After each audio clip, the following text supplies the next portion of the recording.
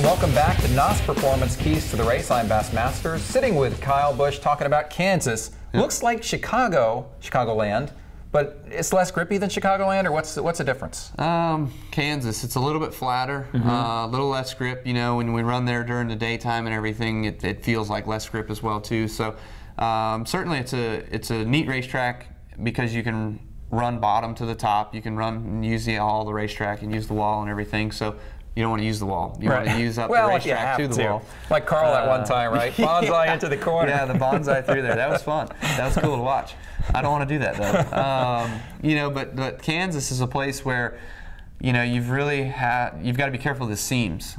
Seams there, you know, if you tend to run across them, or if you're running through the lane and you dip your left sides on it or something, it'll move the car around on you a little bit. So that's something that we keep an eye on. Now we see guys sometimes you get in there and the car just spins out. You know, you just drive a little bit too hard in, or you just drive over the edge. Is that a track that this can happen at? Yeah, certainly. You're pushing everything you can get, you know, and we've done it a couple times in practice there. You know, you're like, I'm loose off, and you fight loose off the whole practice, and you're like, all right, am I really loose off? Let me find out. Let me find out. Exactly, that's what you do. So my brother, I think, did that this spring, and he spun out off turn 4 and then goes out and sits on the pole the next day, you know? So that's right. Certainly there's an aspect to that place that just can be a little bit tricky on you, and it's kind of close to Chicago.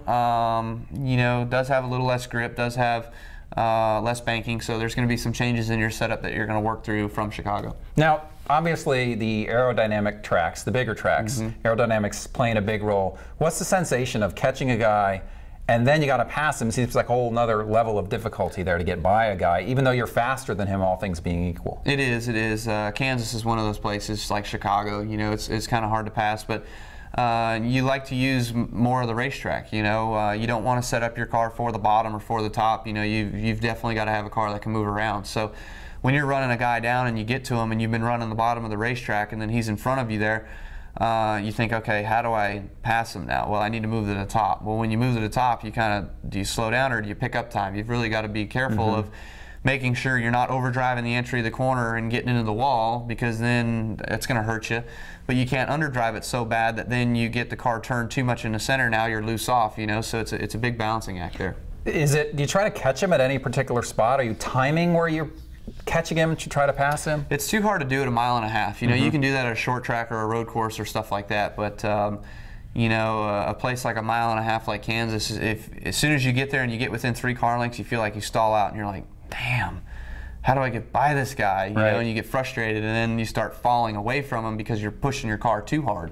So you've got to get out and you've got to work your way in. If he's running the bottom, you got to go to the top. If he's running the top, you got to go to the bottom. Just trying to find clean air. Just trying to find a clean air. Yeah. That's the trickiest part. Gotcha. Now, finally, how about horsepower at a track like this? We talk so much about handling and track position and clean air. How much does the engine show up at these bigger tracks? You know, Kansas, it shows up a little bit, but certainly, you know, it's not as important as handling and aerodynamics. You know, if you had to pick between downforce and handling versus horsepower, I would take downforce and handling over the horsepower. You know, it's a place where you tend to be able to overcome the lack of horsepower if you got it. Right, but you can't overcome the lack of handling. Nope. All right, that's Kyle Busch talking Kansas. I'm Bassmasters. We'll see you again on NOS Performance Keys to the Race.